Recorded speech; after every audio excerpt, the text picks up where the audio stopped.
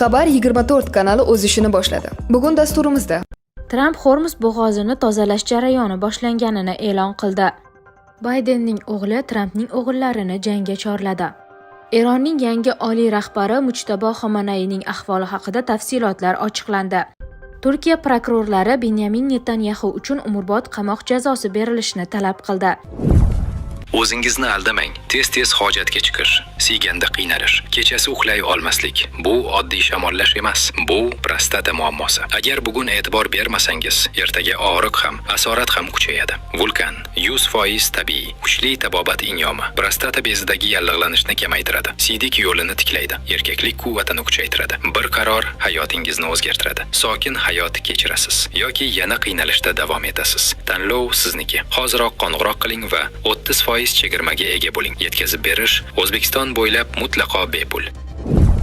Eron bilan yaqinlashib kelayotgan muzokaralar fonida AQSh Yaqin Sharqdagi harbiy ishtirokini oshirmoqda. Qiruvchi samolyotlar va elit 82-havo desant diviziyasidan 2000 gacha desantchilar, shuningdek minglab dengizchilar va dengiz piyodalari mintaqaga joylashtirilmoqda. Hormuz bo'g'ozi atrofidagi vaziyat. Isroil razvedkasiga yaqin manbaga ko'ra, Eron Hormuz bo'g'ozi orqali o'tayotgan kemalardan haq ola boshlagan. Ularning ta'kidlashicha, Eron amalda bo'g'oz ustidan nazoratni qo'lga olgan, qaysi kemalar o'tishi mumkinligini belgilamoqda va o't ochish to'xtatilgan davrdan ushbu muhim yo'ldagi nazoratini kuchaytirish uchun foydalanmoqda.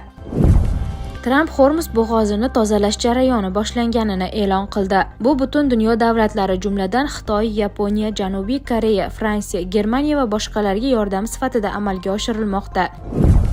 Turkiya prokurorlari Benyamin Netanyahu uchun umrbod qamoq jazosi berilishini talab qildi. Istanbul bosh prokuraturasining terrorizmga qarshi kurash bo'yicha tergov byurosi tomonidan olib borilgan surishtiruvlar natijasida Isroil xavfsizlik kuchlari G'azoga gumanitar yordam yetkazish uchun tashkil etilgan Sumud floti fuqarolik kemalariga xalqaro suvlarda qurolli hujumlar uyushtirgani aniqlangan. Ayblov xulosasi ta'kidlanishicha, tinch aholiga hujum qilish, hayotiy muhim tovarlarni yo'q qilish, gumanitar yordamga to'sqinlik qilish hamda aholini ochlik, tashnalik va tibbiy yordam yo'qligiga mahkum etishni shunchaki xavfsizlik choralari deb baholab bo'lmaydi. Ushbu harakatlar xalqaro jinoiy huquq normalariga ko'ra to'g'ridan-to'g'ri genosid va insoniyatga qarshi jinoyat deb tasniflangan. Xabar berilishicha, prokuratura Istanbul sudiga ayblov xulosasini yuborib, unda Netanyahu uchun umrbod qamoq jazosi hamda Isroil hukumati a'zolari bo'lgan 34 nafar ayblanuvchi uchun 1102 yildan 4596 yilgacha qamoq muddatlarini talab qilgan. Ayblanuvchilar orasida Isroil mudofaa vaziri Israel Katz va yana bir nechta vazirlar bor.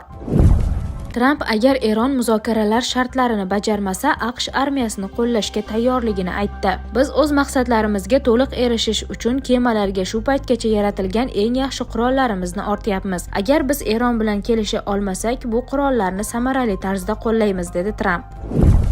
Baydenning o'g'li Trampning o'g'illarini jangga chorladi. AQSh sobiq prezidenti Jo Baydenning 56 yoshli o'g'li Hunter Bayden amaldagi davlat rahbari Donald Trampning o'g'illari 42 yoshli Erik Tramp va 46 yoshli kichik Donalddan qafasdagi jangga chorladi. Uning bu haqdagi murojaati 10-aprel kuni Channel 5ning Instagram sahifasida e'lon qilindi. Agar ushbu jang bo'lib o'tsa, u 4-iyul kuni nishonlanadigan Amerika Qo'shma Shtatlari mustaqilligining 250 yilligiga bag'ishlanishi mumkin. Hunterning tushuntirishicha, kinorejissyor va jurnalist Andrew Callahan qo'ng'iroq qilib, shunday jang tashkil etishni taklif qilgan. Menga hozirgina jurnalist Callahan qo'ng'iroq qildi. U men Erik va Donald o'rtasida qafasdagi jangni tashkil qilishga harakat qilmoqda. Men unga roziligimni aytdim. Agar buni tashkillashtira olsa, men 100% tayyorman, deydi Hunter Bayden. Callahanning o'zi esa suhbat davomida haqiqatdan ham shunday variant paydo bo'lganini, lekin u Baydenning o'g'lini hazil qilyapti deb o'ylab, unga jangni tashkil etishga yordam berishga tayyorligini aytganini bildirgan. Hunter Baydenning bayonotini keng yoritayotgan Amerika ommaviy axborot vositalari sobiq va hozirgi prezidentlar oilalari o'rtasidagi munosabatlar juda tarang ekanini qayd etmoqda. Ehtimol klan vakillari bir-birlarini do'pposlashga tayyor, lekin buni omma oldida tomosha uchun qilishlari amrimahol.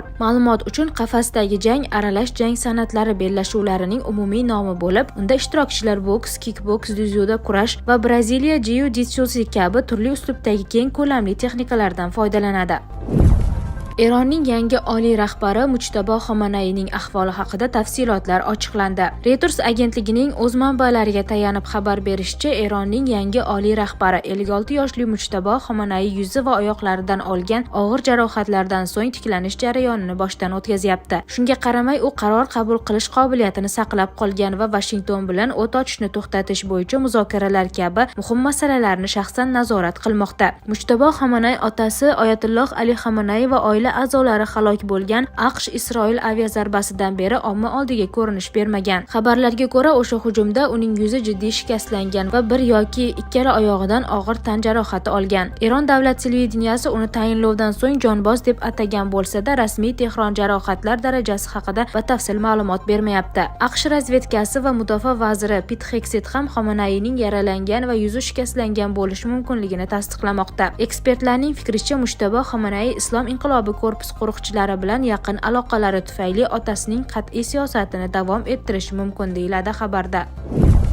Zelenskiy yana Putinga muzokaralar o'tkazishni taklif qildi va ehtimoliy manzilni aytdi. Men Putin bilan uchrashishga tayyorman. Albatta Moskvada ham, Kiyevda ham emas, ammo u men bilan ko'rishishga tayyor bo'lsa, buning uchun joy ko'p. Biz bunday manzilni Yaqin Sharqdan, Yevropadan, AQShdan istalgan joydan topishimiz mumkin, dedi Ukraina prezidenti Rai telekanaliga bergan intervyusida. Shu bilan birga u Donbassni topshirish masalasini muhokama qilishdan bosh tortdi. Zelenskiyning fikricha, bu Rossiyaga Xarkov va boshqa shaharlarga hujum qilish imkonini beradi. Jamiyatda esa bo'linish yuzaga keladi. Hozirda Rossiya bilan muzokaralar AQSh va Eron o'rtasidagi urush tufayli qoldirilgan, ammo biz ularni qayta tiklaymiz, deya qo'shimcha qildi Zelenskiy. Eslatib o'tamiz, Moskva va Washington Ukrainadan o'z qo'shinlarini Donbassdan olib chiqishga rozi bo'lishni talab qilmoqda. Ushbu shartsiz na Qo'shma Shtatlar va na Rossiya hozircha prezidentlarning shaxsiy uchrashuvi mavzusini ko'tarmayapti.